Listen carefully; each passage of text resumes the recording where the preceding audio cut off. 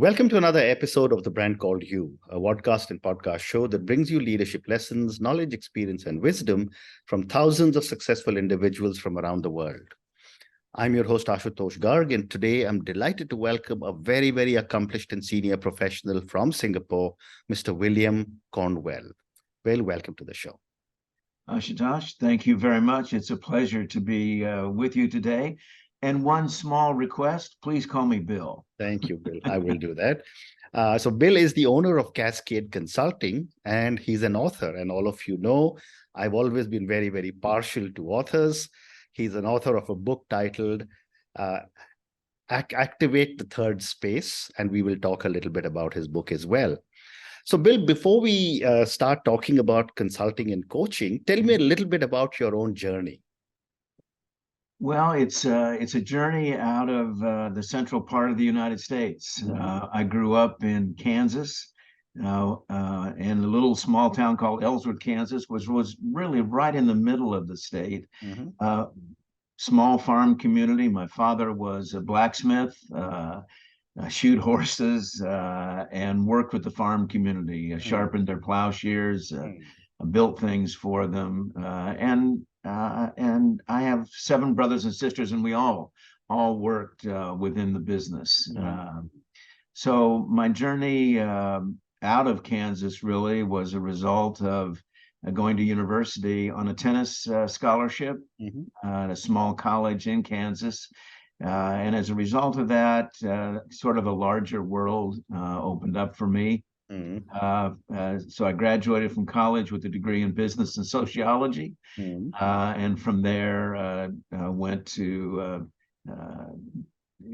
a little bit larger town in Kansas called Wichita, Kansas, and worked for the Xerox Corporation for a short period of time. So cut my teeth, like many people do, in the sales side of the business, and then made a move to Houston, Texas, and took over as a sort of a general manager for a check printing firm that provided these checks for banks, and did that for a while. And then the entrepreneurial bug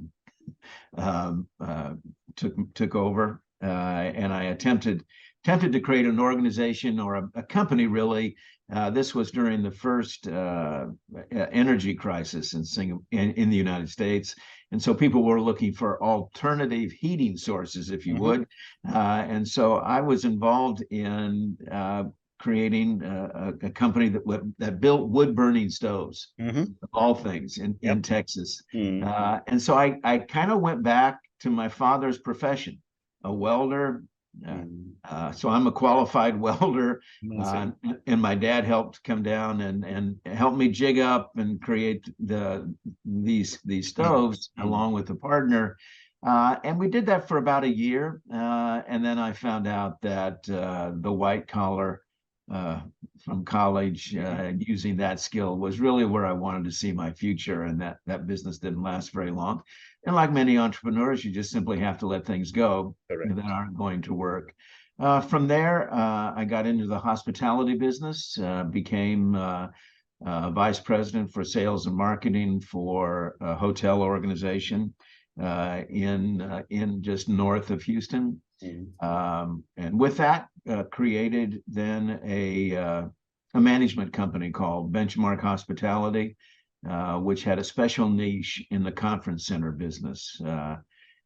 Developed that, enjoyed that, and then I moved on from that into a company that developed golf courses and country clubs through the southern part of the United States, called Kindred Watts, and I was the vice president for sales and marketing for that. So could I request you to jump to Cascade Consulting and tell me a little bit about Cascade? Yeah, that's actually kind of the next step, because I was invited to run a company in Asia. To build golf courses. And I did that for about 3.5 to 4 years. And then the currency crisis of late 97, 98 gave me this rare opportunity to evaluate my career. And this is how Cascade Consulting got started. I knew that I knew how to coach or knew how to talk with people. I could think about strategy, and I joined an organization from a friend of mine who was an executive coach and probably one of the best stand-up facilitators I had ever worked with, Steve Morris. Out of that, I learned the business. I became certified as an executive coach. And then started my own company back in 2004 and 2005. Amazing. So, Bill, when I was reading about you, there was an interesting phrase that caught my attention, which is that you said you specialize in turning awareness into action. Help me understand this and try and give me an example if possible. Sure. Awareness into action comes actually from my sporting background or behavioral shift. If I can, as a coach, if I can create an understanding of possibility, create an awareness for a coachee on how they might be able to do something different, the question then becomes, how do you practice making that change? What are the small steps that you can do? As an example, I worked with the president of an oil trading company who was having difficulty in getting his senior leadership team to really interact with him. And the awareness was that from his stakeholders, the awareness was that he was interrupting people. He would not let them finish their conversations, their issues around perhaps the clients that they were trading with, whatever it was. And as I talked with him about creating that understanding, are you aware that you are doing that? He wasn't aware. And so we worked taking that awareness. How would you practice slowing down? How would you practice listening a little bit better? And so we worked on methodologies to be able to do that. The first methodology is something I call a concrete reminder. So we actually had him put something on his desk, which was a small, one of the Matchbox cars, small Ferrari, which just reminded him that he's moving too fast, to slow down. And once he did that, people around him began to finish their thought. He found himself then able to ask better questions around issues. So taking that very small awareness, that if you can pause and then listen a little more carefully, you will get much more out of that conversation. So that's just one example. And that really is the basis for all of my coaching. What do we need to become aware of? Fascinating. And, given your amazing background of doing so many different things, becoming an entrepreneur, going back and working for a golf course company, my question is, how has your background supported your own coaching philosophy, your style, and your values? Ashutosh, that's a great question. When you go back and you think about, well, what do I really want to get accomplished as a coach? You begin to kind of crystallize and amalgamate all the things that you've done and say, okay, what do I want to get accomplished here? And for me, it's why I called my company Cascade Consulting, is I have a very strong need to make sure that the things that I support my coachees to get better at in the workshops that I facilitate, that learning cascades into the organization. So in other words, it has to work. It has to, when we leave the coaching, they become better. When people walk out of the facilitated workshop, they say, here are 3 or 4 things that I can use to become better. So that was always important for me, even from my own personal perspective. As a relatively competitive tennis player, I always was, well, what's the one thing I can learn today that just builds on the next thing? And then out of that, I became a better tennis player. So that that imbues all of my philosophy around coaching and facilitating. Fascinating.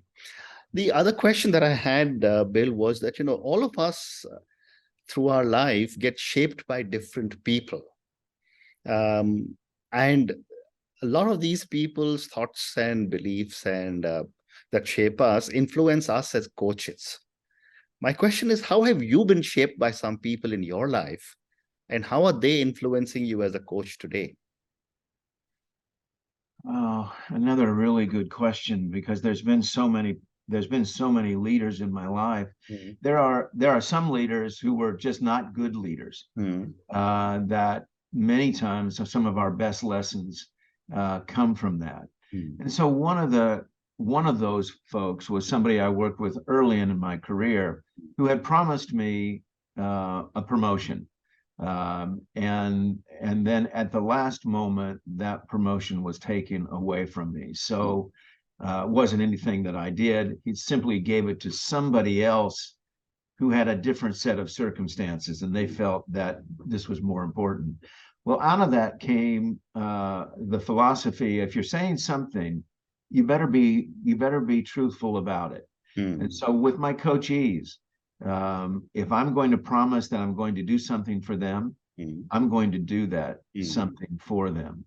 I think the other thing that other leaders have given me was this sense of curiosity, the sense of really understanding, and their willingness to explain their organization to me, because some organizations can become very complicated. But I've worked with many leaders who have been willing to take the time to say, here's how our matrix system works. Here's how we work as an organization. And they've been very helpful for me in taking all of that and allowing me to use that in not only with them, but using that experience with other people that I work with. Fascinating. My next question is on culture. You come from the US, which is an incredibly culturally diverse country.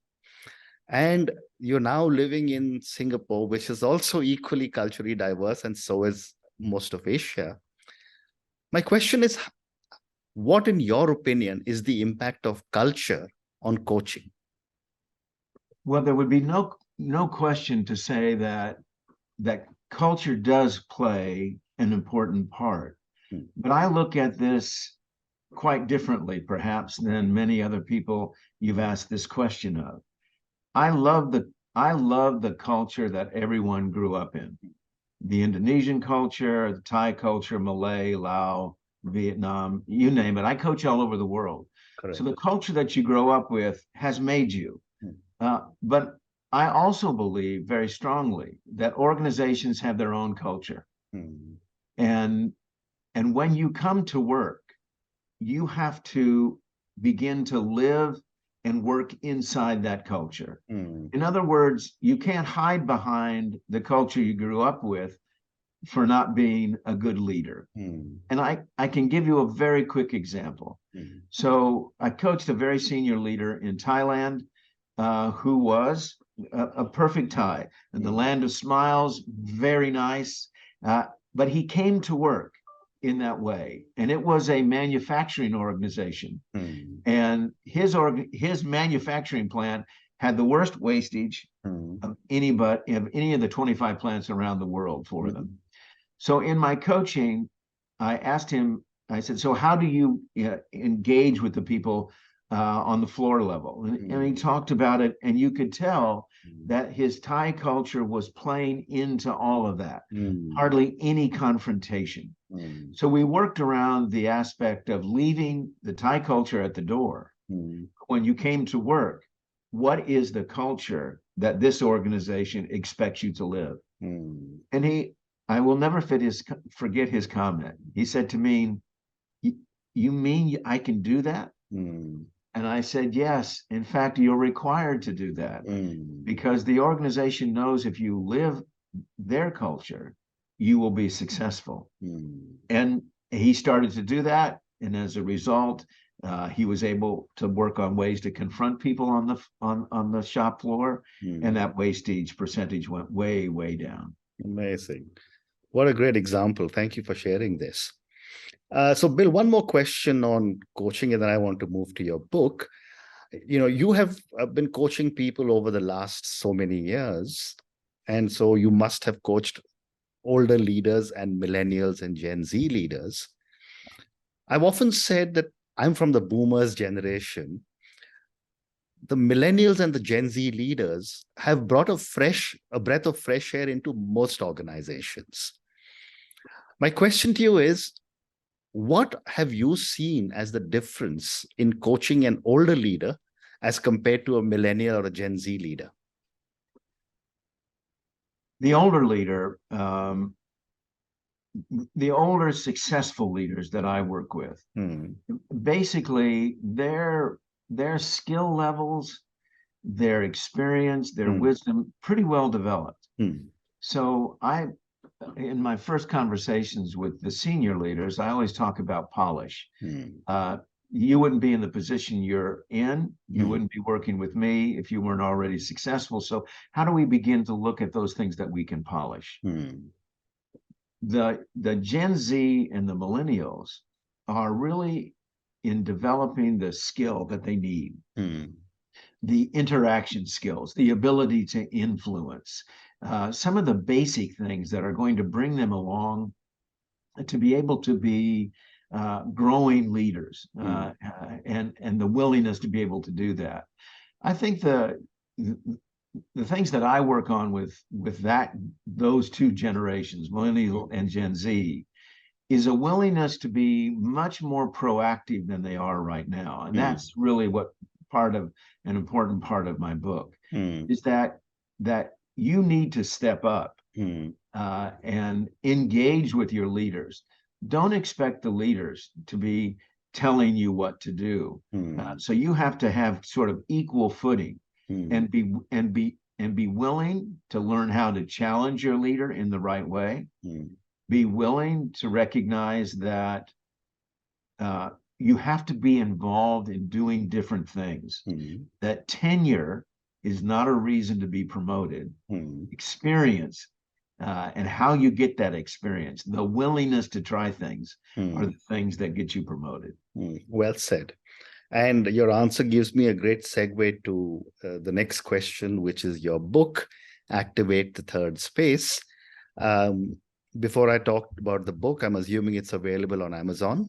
Yes, it is. Okay, yes. So I'm going to ask all our viewers and listeners to go and check out the book, Activate the Third Space, written by Bill Cornwell and Michael Sweeto. And Michael Sweeto is also an interview you can hear on The Brand Called You. I'll go and check out the book myself.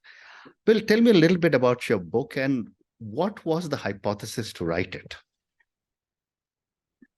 Well, the book was 15 years in the making. The hypothesis was, why isn't everybody taking personal responsibility for the success of the organization? That's the first hypothesis. The second one was, if people are our biggest asset, then why isn't the person who is responsible, the human resource individual, why aren't they elevated to the most senior level of the organization, sitting on the senior leadership table? And that hypothesis said, how do I support human resource people to become human capitalists? So those were the two basic areas.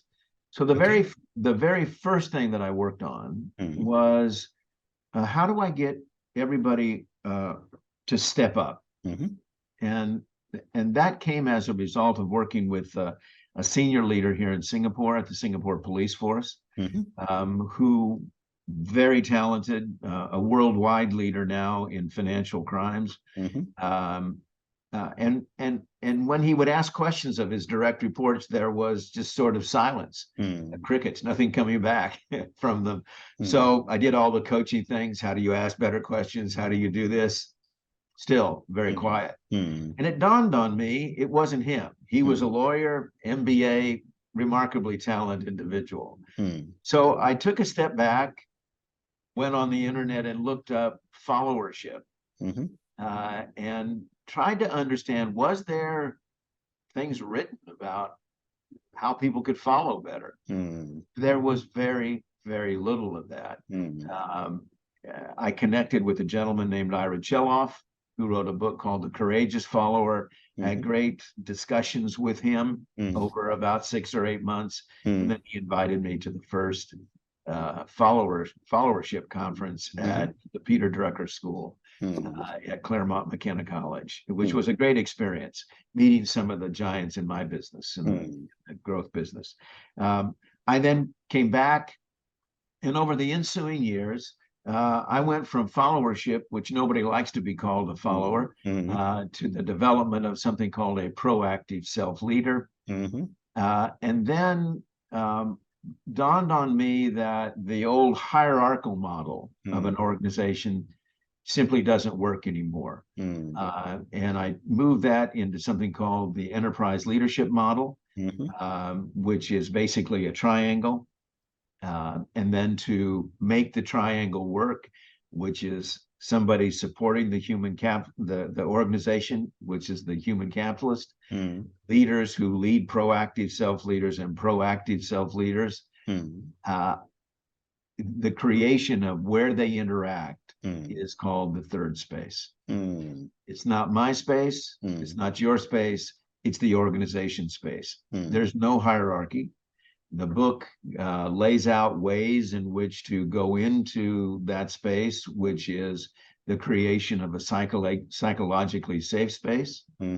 And I personally believe that everybody's responsible to do that. If you go for the last 70 years, we've put so much pressure on leaders. Correct. And for them to step up. It's your responsibility to create a psychologically safe space.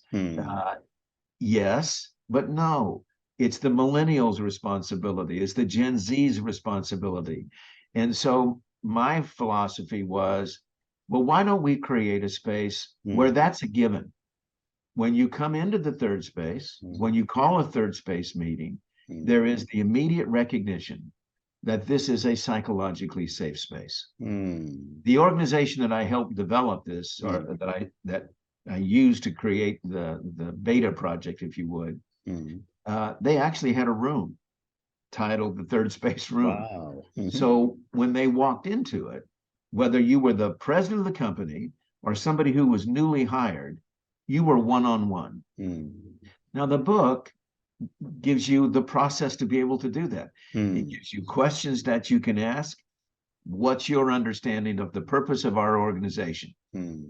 Well, I can ask the president, and the president can ask me the same question. And then we begin to create an understanding of those kinds of things. Projects. What's your understanding of where our project is right now? You can ask that question, and out of that will come hyper alignment, hyper communication, and hyper competitiveness in a very fast moving world. So wow, that's a very, very powerful concept. Though I wonder, when people exit from the third space and come back into their own two-dimensional world of hierarchies, is there any baggage that top management carries back with them that they may have heard in the third space?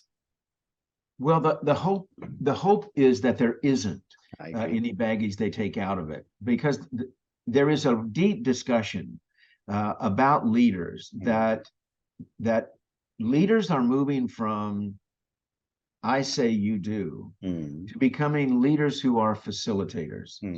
So leaders who learn how to ask questions when they leave the third space, what should happen is that they are all hyper aligned. We now know what we're going to be doing.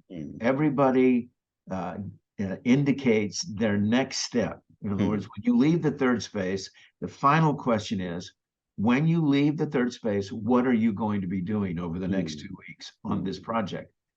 And everybody has to answer.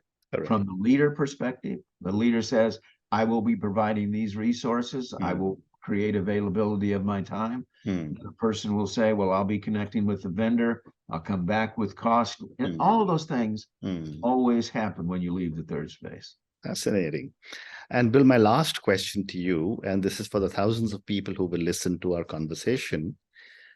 Based on your own amazing journey, your journey as a coach with Cascade Consulting, your avatar as an author, what would you say are 3 lessons you would want our young viewers and listeners to take away from our conversation?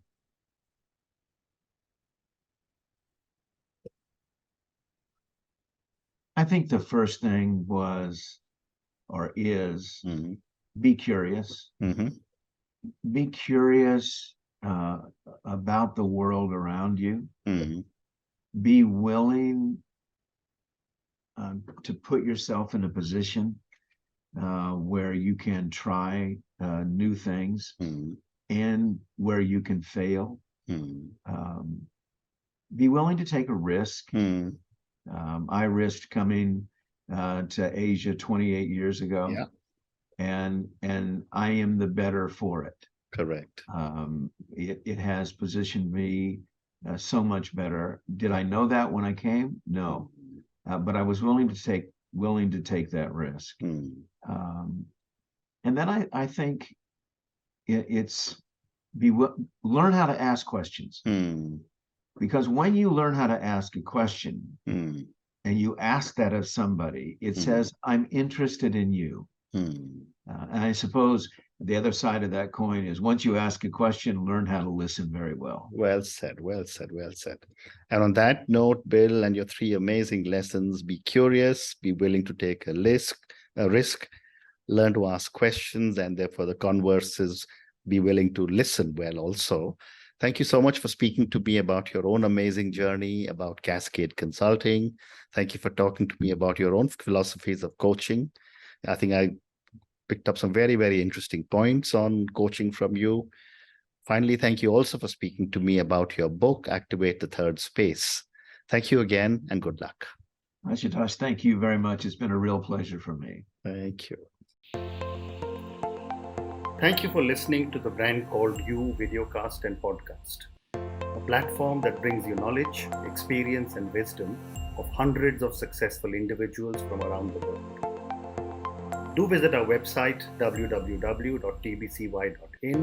to watch and listen to the stories of many more individuals. You can also follow us on YouTube, Facebook, Instagram, and Twitter. Just search for the Brand Called You.